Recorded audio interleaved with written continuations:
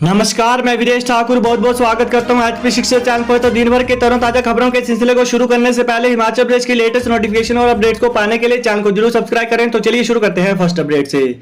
हिमाचल में अभी 18 से 44 साल के लोगों को नहीं लगेगी वैक्सीन।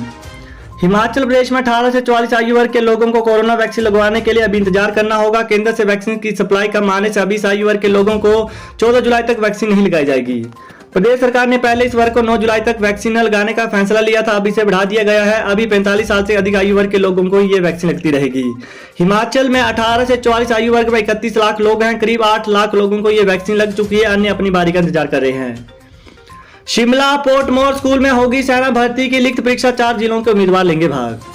हिमाचल प्रदेश के ऊना के इंदिरा मैदान में 28 मार्च से 3 अप्रैल तक हुई सेना भर्ती में मैदान की बाधा पार करने वाले उम्मीदवारों की लिखित परीक्षा 25 जुलाई को शिमला के पोर्टमोर स्कूल में होगी। किन्नौर, शिमला, सिरमौर और सोलन जिलों के उम्मीदवारों के लिए यह लिखित परीक्षा होगी। यह जानकारी निदेशक भर्ती ARO शिमला कर्नल शानू सोनवाल ने दी। उन्होंने बताया कि लिखित परीक्षा में भाग लेने वाले युवाओं के लिए प्रवेश पत्र जारी कर दिए गए हैं। कुल्लू बरसात में नदी नालों में सेल्फी लेते पकड़े गए तो 8 दिन की जेल। हिमाचल प्रदेश के कुल्लू जिले में घूमने के लिए आने वाले सैलानी और आम लोग बरसात के दौरान नदी नालों के किनारे न जाएं। उपायुक्त कुल्लू आशुतोष गर्ग ने यह हिदायत दी है। इसके साथ ही जिला प्रशासन ने शुक्रवार को एडवाइजरी जारी करते हुए कहा कि अगर कोई पर्यटक व आम लोग बरसात के सीजन में नदी नालों के किनारे फोटो और सेल्फी लेते पकड़े गए तो 8 दिन की जेल होगी। प्रशासन ने बरसात के मौसम में पर्यटकों को नदियों, नालों और खड्डों की ओर रुख न करने को कहा है। उपायुक्त ने कहा कि आजीविका से जुड़ी साहसिक गतिविधियों के लिए अनुमति प्रदान की गई है। बिना अनुमति ऐसी गतिविधियां नहीं होंगी। नियमों का उल्लंघन करने पर पुलिस अधिनियम की धारा 115 के तहत 8 दिन की कैद, 1000 रुपए से लेकर 5000 रुपए तक जुर्माना या फिर दोनों हो सकते हैं। अब सप्ताह में 2 दिन 1-1 घंटा बंद रहेगी अटल टनल, BRO ने लिया फैसला। 10,000 फीट से अधिक ऊंचाई पर बनी देश की महत्वाकांक्षी अटल टनल रोहतांग अब सोमवार और गुरुवार को ही सुबह 7 से 8 बजे तक 1-1 घंटे के लिए बंद रहेगी। टनल के रखरखाव के चलते इसे रोजाना 11 से 12 बजे तक 1 घंटे के लिए बंद रखा जाता है। अब BRO ने टनल से यातायात के बढ़ते दबाव और भारी संख्या में आ रहे सैलानियों को देखते हुए इसे सप्ताह में 2 दिन ही 1-1 घंटे के लिए बंद रखने का फैसला लिया है। अनियंत्रित होकर घर और ढाबे में जा घुसा कैंटर, स्वारघाट से 4 किलोमीटर दूर धारकांशी में हादसा। नेशनल हाईवे चंडीगढ़ मनाली पर स्वारघाट से 4 किलोमीटर दूर धारकांशी स्थान पर स्वारघाट से बिलासपुर की तरफ जा रहा एक कैंटर अनियंत्रित होकर एक रिहायशी मकान के किचन में जा घुसा। गनीमत यह रही कि इस हादसे में किसी को कोई चोट नहीं पहुंची है। हालांकि मकान और कैंटर को काफी नुकसान हुआ है। दोनों पक्षों में आपसी समझौता होने के चलते मामला पुलिस तक नहीं पहुंचा है। कैंटर सुषमा देवी निवासी गांव धारकांशी तहसील नैना देवी के मकान और ढाबे में घुसा है। इससे पहले पिछले माह सुषमा देवी के घर में चोरी हुई थी, जिससे चोर लाखों के गहने चोरी करके ले गए थे और अब यह हादसा हो गया। सुषमा देवी के घर में 28 और 29 जुलाई को बेटी की शादी है। दोनों हादसों से सुषमा देवी के परिवार पर दुखों का पहाड़ टूट पड़ा है। 15 जुलाई को शिमला मुख्यालय का घेराव करेंगे HRTC पेंशनर, मंडी में बनाई रणनीति। शुक्रवार को HRTC पेंशनर द्वारा अपनी मांगों को लेकर बैठक का आयोजन किया गया। बैठक की अध्यक्षता HRTC पेंशनर के अध्यक्ष ब्रिजलाल धीमान ने की।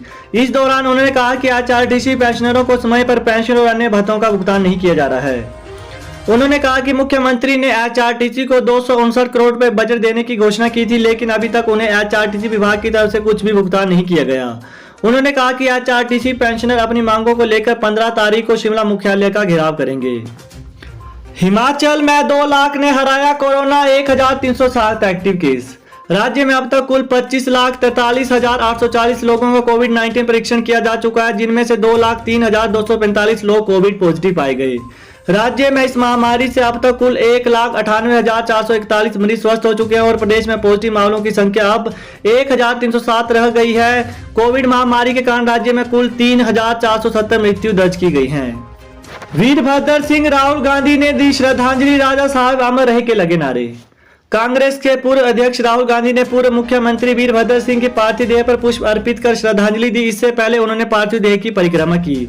राहुल गांधी ने वीरभद्र के परिवार के साथ भी कुछ देर बात की और उसके बाद वे लौट गए। हिमाचल कांग्रेस के मुख्यालय राजीव भवन की पार्किंग में पार्थिव देह को अंतिम दर्शन के लिए रखा गया था। यहाँ लोगों ने राजा साहब अमर रहे के नारे लगाए। शिमला पर्यटन स्थलों पर भीड़ उमड़ती रही तो कोरोना की तीसरी लहर होगी खतरनाक। कोरोना के मामले कम होने पर बंदिशों में दी जा रही छूट से हिमाचल प्रदेश में फिर कोरोना फैलने की आशंका जताई जा रही है। स्वास्थ्य विभाग ने सरकार को इस बारे में अवगत कराया है। हिमाचल के पर्यटन स्थलों में जिस तरह से सैलानियों और स्थानीय लोगों की भीड़ उमड़ रही है, उससे यह लग रहा है कि अक्टूबर महीने से पहले ही तीसरी लहर आने की आशंका है। केंद्रीय स्वास्थ्य मंत्रालय ने अलर्ट किया है कि उत्तराखंड, केरल, गोवा, तमिलनाडु, गुजरात के साथ साथ हिमाचल के पर्यटन स्थलों में कोविड नियमों का पालन न करते हुए भीड़ उमड़ना खतरनाक हो सकता है। कोरोना को लेकर पहली लहर शांत होने के बाद जनवरी महीने में बंदिशों में छूट दे दी गई। शादियों और अन्य समारोह होने से लोगों का हुजूम उमड़ा। इससे कोरोना फैल गया और दूसरी लहर में सैकड़ों लोगों को अपनी जान गंवानी पड़ी। इसी को हवाला देते हुए केंद्र सरकार ने हिमाचल में भी अलर्ट जारी किया है। वीरभद्र सिंह रिज पर अंतिम दर्शन के लिए उमड़ा सैलाब, नड्डा ने दी श्रद्धांजलि। भाजपा के राष्ट्रीय अध्यक्ष जगत प्रकाश नड्डा मुख्यमंत्री जयराम के साथ शिमला के ऐतिहासिक रिज मैदान पर शुक्रवार सुबह 10:57 पर पूर्व मुख्यमंत्री वीरभद्र सिंह के अंतिम दर्शन के लिए पहुंचे। नड्डा ने वीरभद्र सिंह के अंतिम दर्शन कर उन्हें प्रधानमंत्री नरेंद्र मोदी की ओर से भी श्रद्धा सुमन अर्पित किए। नड्डा ने कहा कि 5 दिन पहले मैं मुख्यमंत्री के साथ अस्पताल में उनको देखने आया था। उस समय वे रिकवर कर रहे थे, लेकिन ईश्वर को कुछ और ही मंजूर था। आज काल ने उनको हमसे छीन लिया। ये बहुत दुखद घड़ी है। हमारे राजनीतिक विचार अलग अलग थे, फिर भी उनके प्रति सम्मान था। उनसे बहुत कुछ सीखने का मौका मिला। We agree to disagree but we respected each other sentiment and feeling. सियासत, वीरभद्र सिंह के बाद कांग्रेस में सर्वमान्य नेता का संकट। हिमाचल प्रदेश में कांग्रेस के बड़े नेता रहे वीरभद्र सिंह के निधन के बाद पार्टी में एकजुटता का संकट पैदा हो गया है। प्रदेश में बेशक कांग्रेस में कई वरिष्ठ नेता मौजूद थे, मगर उनका एकजुट होना आने वाले दिनों में बड़ी चुनौती होगा।